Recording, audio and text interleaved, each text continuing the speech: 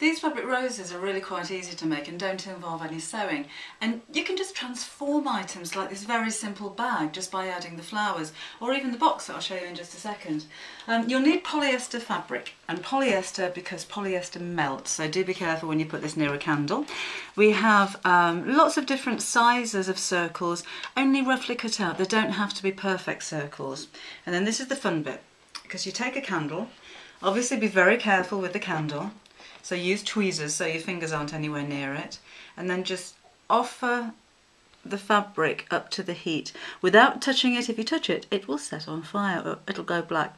And you can just see as it gets warm, with it being polyester, it starts to melt. So again, I'm not actually touching the flame, I'm just getting it warm, and you can see the fabric just curls as it melts, and it actually looks really pretty.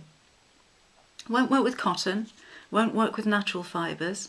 It has to be man-made.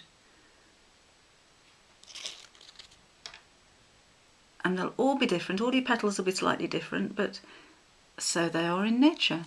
And actually that's fine, that's one. So I do one of the bigger ones. I'm going to put 3 sizes together. And again, just be careful that you don't actually put the fabric into the flame, because it will go black. But there again, polyester is so cheap to buy, it doesn't matter if a few get wasted.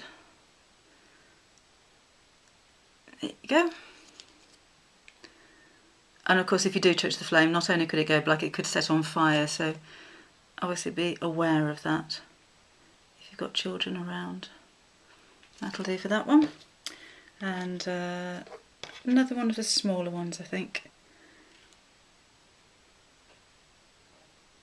So I'm not quite touching the flame, but I'm getting very close to it to melt it. There you go.